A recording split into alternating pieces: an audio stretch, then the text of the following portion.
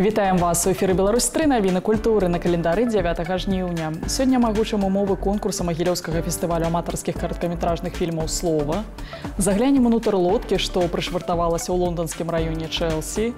Раскажам пра цікавыя праекты тэлеканала Беларусь-3, звернем увагу на кінапрэм'еры бягучага тыдня і даведаемся пра адметнасці сольнага канцэрта арганіста Валерыя Шмата.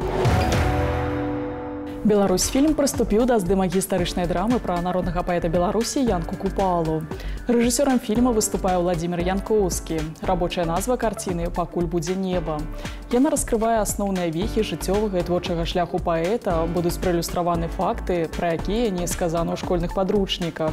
На ролю галоўнага героя зацверджана адразу 5 акцёраў. Яны сыграюць Купалу ў розныя гады. Здымкі фільма пройдуць не толькі ў Беларусі, плануецца выезд у Вільню, Санкт-Петербург і Маскву. Прэм'ера гістарычнай драмы заяўлены на наступную восень. До 10 жніўня можна даслаць працы на конкурс магілёўскага фестывалю аматарскіх кароткаметражных фільмаў «Слова». Для ўдзелу ў творчым спаборніцтве трэба стварыць з дапамогай любой наяўнай тэхнікі відэа да 5 хвілін. У мінулым сезоне ў лік фіналістаў трапілі вельмі розныя па жанрах працы. Сярод іх артхаусныя кароткаметражкі, анімацыі і дакументальныя сюжэты пра гісторыю горада. Фінальны прагляд лепшых работ і цырымонія ўзнагароджання іх аўтараў пройдзе ў фармаце кінатэатра пад адкрытым небам. Да 80-годдзя народнага артыста Беларусі, кампазітара Ігар Лучанка, у музеі гісторыі тэатральнай і музычнай культуры адкрылася выстава «Зачараваны музыкай». На ёй прадстаўлены дакументальныя матэрыялы, фотаздымкі, афішы, асабістыя рэчы, віншаванні, граматы кавалера ордэна Францыска Скарыны, лаўрэата дзяржаўнай прэміі БССР і спецыяльнай прэміі прэзідэнта Рэспублікі Беларусь, старшыні праўлення Беларускага саюза кампазітараў Ігара Лучанка. Пазнаёміцца з імі можна да 24 жніўня. Заўтра ў 15:25 на Беларусь-3 прапануем узгадаць падзеі сёлетняга міжнароднага фестывалю мастацтва «Славянскі базар» у Віцебску. Вашай увазе тэлеверсія канцэрта «Саюзная дзяржава запрашае» з удзелам аркестра «Фанограф Сімфа-джаз» пад кіраўніцтвам Сергея Жыліна і папулярных выканаўцаў, фіналістаў тэлевізійных праектаў і міжнародных фестываляў.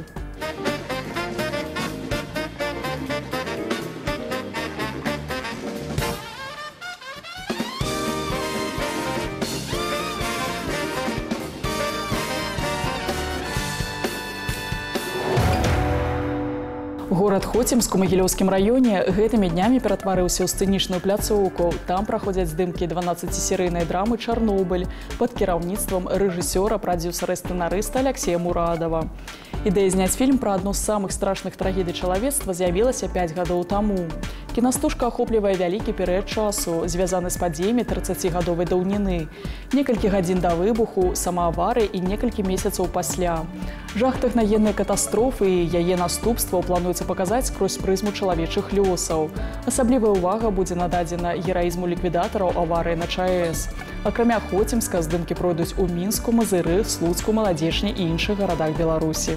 І яшчэ некалькі навін з кінасвету, а дакладней яшчэ некалькі навінак. Што выходзіць на вялікія экраны ўжо сёння, глядзім у наступным сюжэце.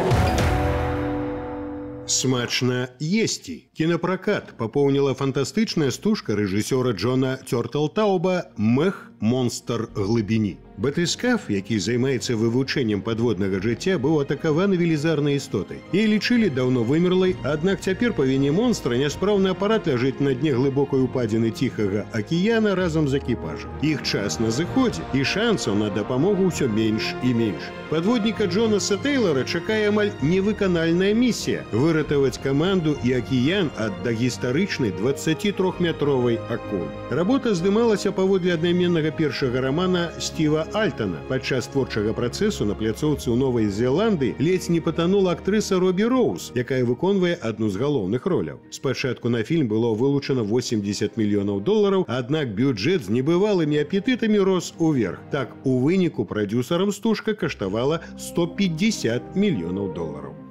Разам з тым на вялікія экраны выходзіць «Шпіён, які мяне кінуў» рэжысёра Сюзанны Фогель. Нездарма слоган стужкі гучыць як «Мінімум вопыту, максімум наступстваў». Па сюжэце Одры і Морган, лепшыя сяброўкі з Лос-Анджелеса, нечакана апыняюцца ў эпіцэнтры міжнароднай змовы, калі былы хлопец Одры з'яўляецца дае з натоўпам крыважэрных забойцаў. Нечакана для саміх сябе дзяўчыны бяруцца за нялёгкую справу выратавання свету. Сумнае жыццё хутка хутка запаўняецца небяспекамі, кілерамі, шпіёнскімі гонкамі па ўсёй Еўропе, а таксама падазронымі, але вельмі абаяльнымі брытанскімі агентамі. Здымкі стужкі пачаліся ў ліпені мінулага года ў Будапешце. На галоўнай ролі былі абраныя Міла Куніс і Кейт Маккінан. Цікава, што гэты фільм з'яўляецца пародыяй на карціну «Шпіён, які мяне кахаў» 1977 года пра Джеймса Бонда.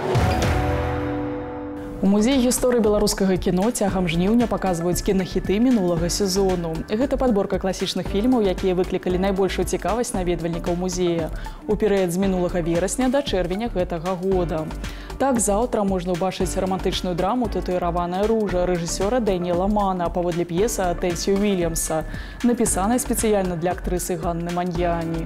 Дарэчы, за ролю маладой энергічнай удавы з чароўным італьянскім акцэнтам Маньяні, першая сярод замежных актрыс, была адзначана Оскарам у намінацыі «Лепшая жаночая роля». Самы прыгожы фільм берлінскага кінафестывалю «Паміж радамі» Томаса Штубера гэтымі днямі можна паглядзець у Мінску.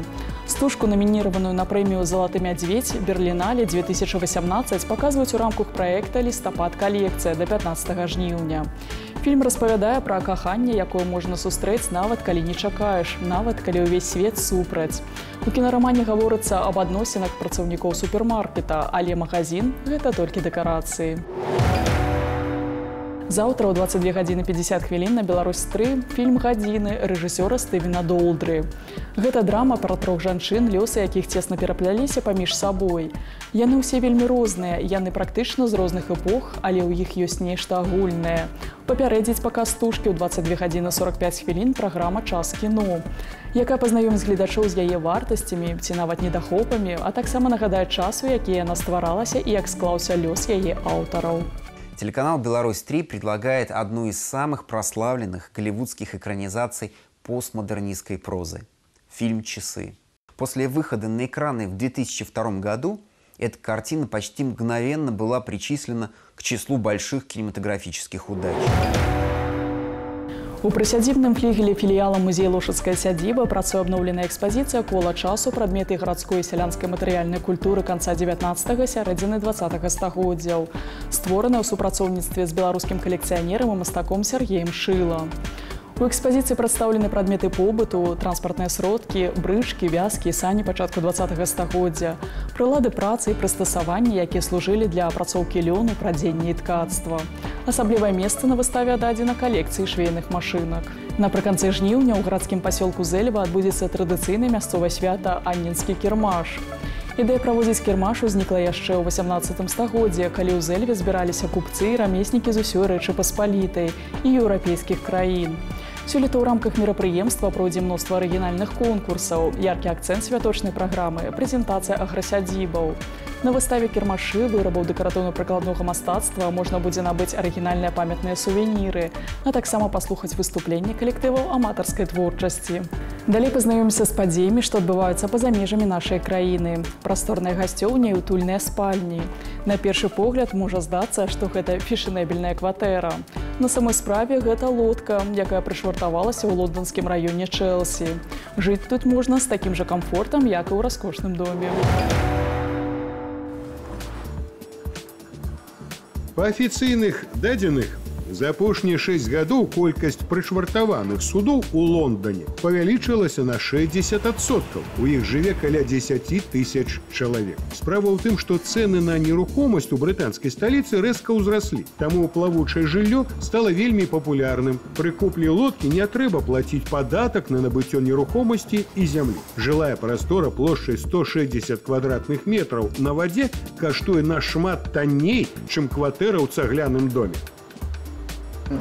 Як правіла, яны не рухаюцца. Людзі проста жывуць у іх і не плаваюць. Думаю, некаторыя плывучыя дамы абсталяваныя маторам, але я ні разу не бачыў, каб ён працаваў.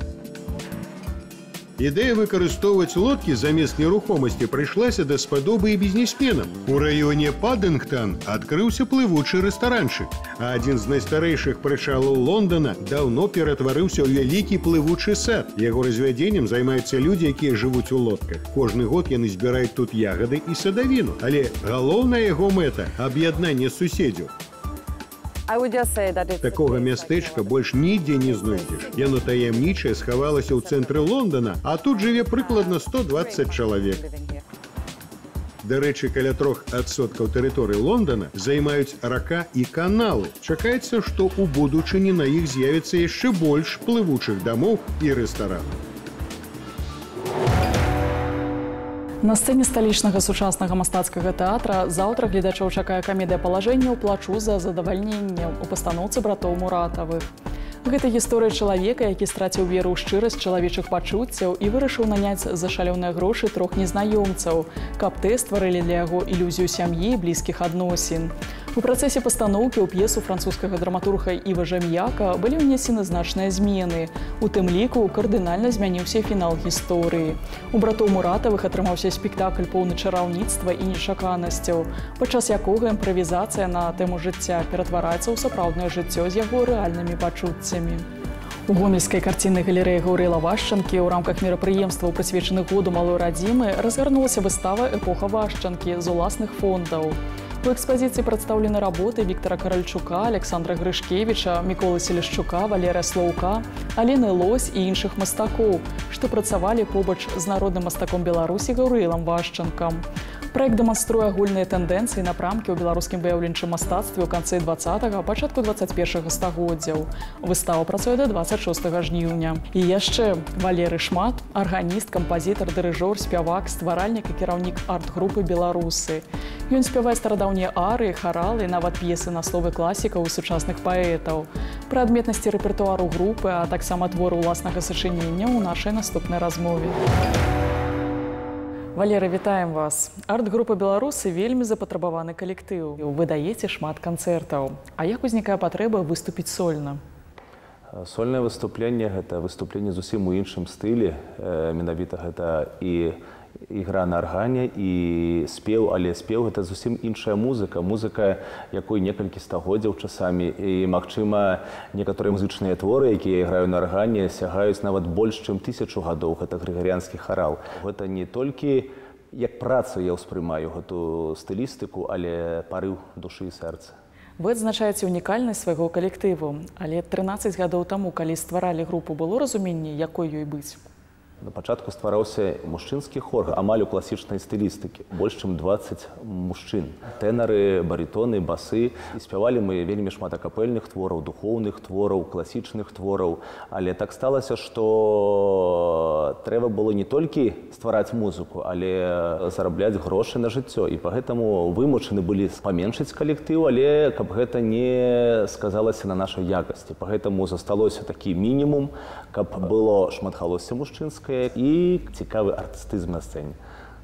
Ведаю, калі вы стваралі калектыў, вам хацелася таксама парушыць і так званыя харавыя стэрэатыпы. Што хачу сказаць пра галасы. Галасы, калі б нехта браў для хора, некаторыя з нашых галасоў ніколі б не ўзяў, бо яны выбіваюцца з такога агульнага гучання, бо хор павінен гучаць як народны арганізм. У нашым калектыве, нават калі шматгалосся, то мы можам пачуць асабісты тэмбр кожнага голаса. І гэта цікава, таму што гэта не толькі супольнае выкананне ў акордах, але гэта выкананне як і сольнае, і вось сольнае выкананне і шматгалосавае выкананне гэта не харавое. І гэта цікава для людзей. Змяняецца саліст, канешне, змяняецца частка рэпертуару, бо кожны саліст прыносіць свой густ, свой голас, свой тэмбр і свой характар. Ведаю, што ў дзяцінстве, каб займацца музыкай, вы праязджалі шмат кіламетраў на ровары. А хто ж зрабіў з звычайнага вясковага хлопчыка апантанага музыку? Апантанасць да музычных заняткаў была не толькі мая, але маіх бацькоў і асабліва маей бабулі, якая вельмі хацела, каб унук быў артыстам. Яна не ведала, як гэта зрабіць, але яна разумела, што перш за ўсё гэта гады адукацыі. Спярша гэта музычная школа, затым гэта глінкаўская вучэльня і акадэмія наша музыкі. Вечар арганнай музыкі, Валерый Шмат. Што пачуе публіка?